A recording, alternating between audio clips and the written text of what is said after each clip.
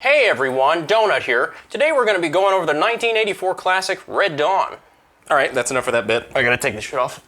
But seriously, today we are actually going over the 1984 cult classic Red Dawn, which is also required viewing if you're interested in the AK platform or Soviet weaponry as a whole. If you haven't seen this movie already, there's a chance that your conservative father has it on Blu-ray and DVD. He's probably seen it more times than he's ever told you that he loved you. It's one of my favorite movies of all time. I love any excuse I get to watch it again, so we're gonna be going through it together, but if you haven't seen it already, I believe at time of recording, it is still on Netflix, so you can go watch it right now for free, as long as you have a Netflix account that you can steal the password of. Pause this video, go watch it, it's a fantastic movie, come right back, and we're gonna talk about it. While I cue this up, before we get into it, what are we drinking? Today we've got a little bit of Rebel Yell 100, little extra strength, a little bit of kick. Actually drinking it out of my Black Rifle coffee mug. Love the crew over there. I actually got this mug over from the guys at TacPack, who's actually this episode's sponsor. If you haven't already heard, TacPack is a monthly subscription box for tactically minded folks. We get all sorts of cool man stuff like knives, shooter's tape if you actually shoot at targets and not just mag dump into trash. Get mugs from companies with cool people at it. Swag from companies cool people running. You want to be cool. Goddamn right you do. And that's where you're going to subscribe to TacPack. And when you do subscribe, you're going to use that code right there, because I forgot. Cool, peer pressure, TacPack, code. Let's get back to the video. All right, let's get into the movie. I have to be all gamer and official now. As you can see, I've gotten into the Twitch streaming realm, so I'm going to be one of those big titty Twitch streamers.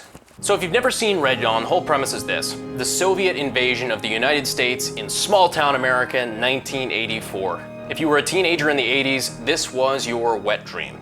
Do you hate communists? And more importantly, do you want to make sweet love to America? And Leah Thompson.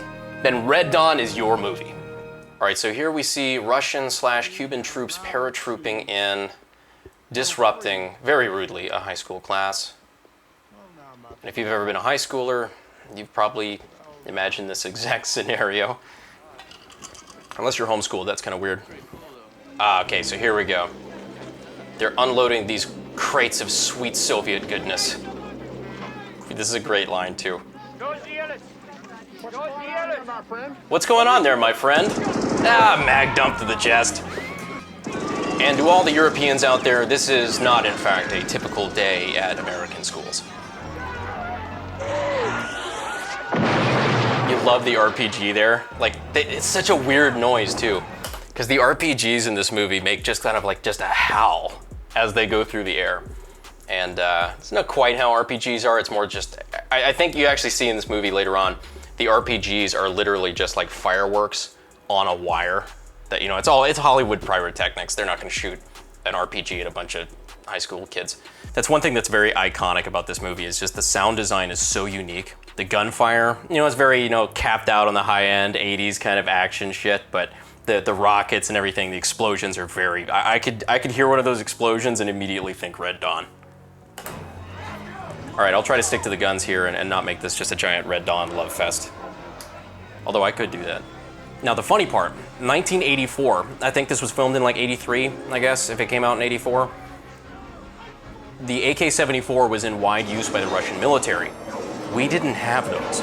We hardly had access to AKMs. So what they did in a lot of these shots, they kind of rigged up AKMs, like the AK-47, 7.62 style AKs, to look like AK-74s. So they have the triangle folding stock, and they have 7.62 Bakelights and stuff like that. They're rigging it up to make it look like, as much as possible, a real Russian AK-74, and it's kind of funny.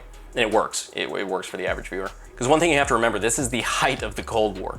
You couldn't just go to the store and buy a Russian AK-74. It's just not how this worked. So their commitment to realism like that is pretty great for being a low-budget movie in the 80s. And here we have the RPG, and there's the wire. They didn't even, this is before they could just clip it out in post. They're like, don't fucking worry about it. We'll airbrush out the wire. They didn't give a fuck. RPG-7 tow missile.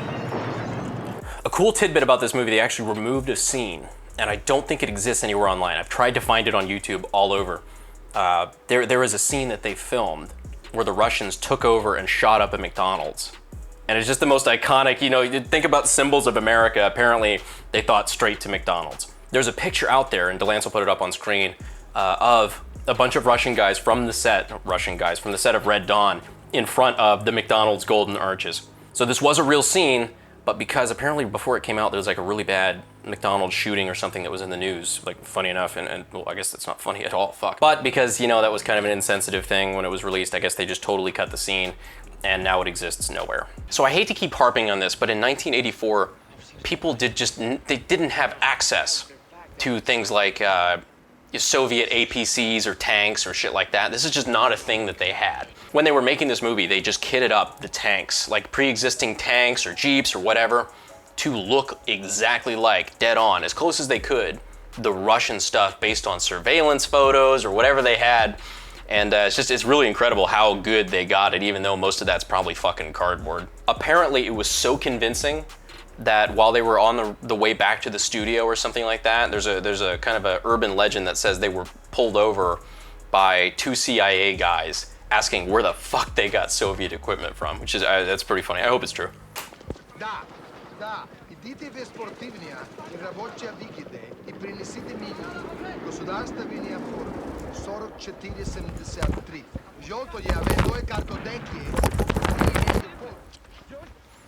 Okay, so the story here, you know, obviously the teenagers have kind of had to learn to survive, and I think they've already had their first encounter with the Russians, so now they're learning how to adapt to guerrilla warfare.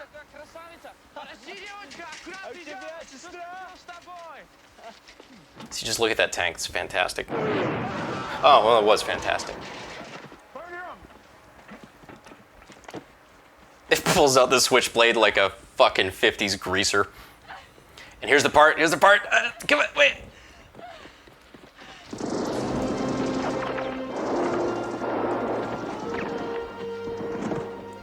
"16-year-old me was in love with this fucking movie, man." We're almost to that part. There's one thing I want to talk about beforehand. Here we go.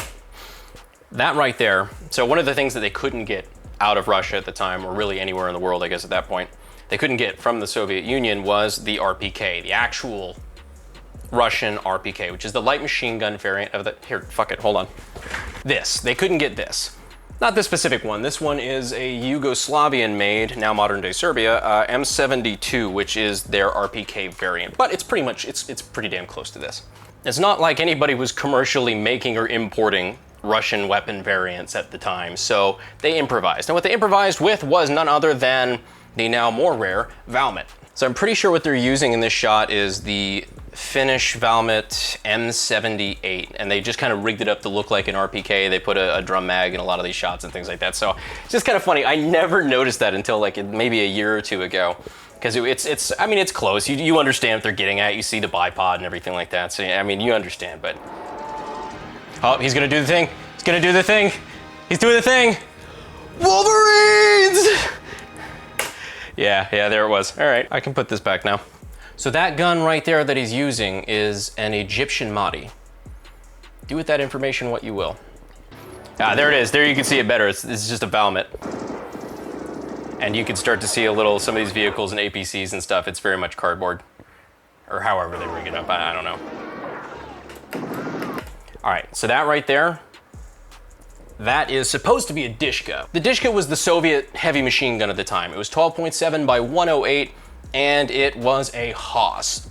The only catch, we didn't have those. So what you're looking at here, I think for the majority of what they used for these mock-up Dishkas were M60s, like the American 308 light machine gun. They used those and they kitted it up to look like a Dishka by putting that big fucking brake at the end. And again, it's pretty convincing. This is shit I didn't notice until much later. So I would have just thought that's a very Russian looking machine gun. So, I mean, it works. For 80s Hollywood, top notch. And I love the attention to detail. They even replicated the Russian grenades. Those look just like the real Russian grenades. I'm nerding out. I love this fucking movie. If this video accomplishes nothing but get a few thousand people who have never seen Red Dawn but love AKs and love Russian guns to watch Red Dawn for the first time, I consider my life to be a success. You proud of me yet, Mom? All right, so now we get the real star of the show, the Makarov, my baby.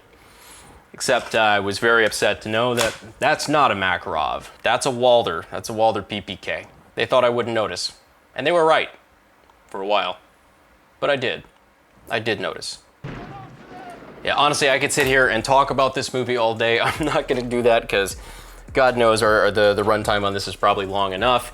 And watch time, you know, probably viewer abandonment is as soon as I start nerding out over this shit. So who cares? Whatever. I like this fucking movie. If you haven't seen it, at least at time of recording, it's on Netflix. Go check it out before they do some dumb shit like remove it. So seriously, it's worth your time. You'll also notice that I didn't talk about the 2012 remake. There's a reason for that. A, because it does not deserve to be in the same video as this absolute classic. But B, because if you guys really want me to do another Gun Builder Reacts video to the 2012 Red Dawn, I have a lot to say, but I don't want to do it. But if you do want me to do that video, go ahead and leave a comment down where you leave the comments. And, you know, if you're in the first hour, go ahead and leave it with the hashtag AKG Notification Squad. If you haven't subscribed already, please subscribe and hit the notification bell. It really does help so we can keep doing stuff like this. I'm gonna sit here and go back to watching Red Dawn, so I will see you sexy YouTube mother lovers in the next video. Wolverines. Fuel is my obsession to make the perfect weapon, like Rasputin's rise to the top.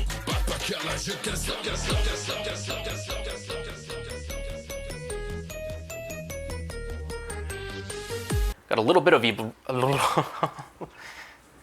haven't started yet. It hasn't even been uncorked.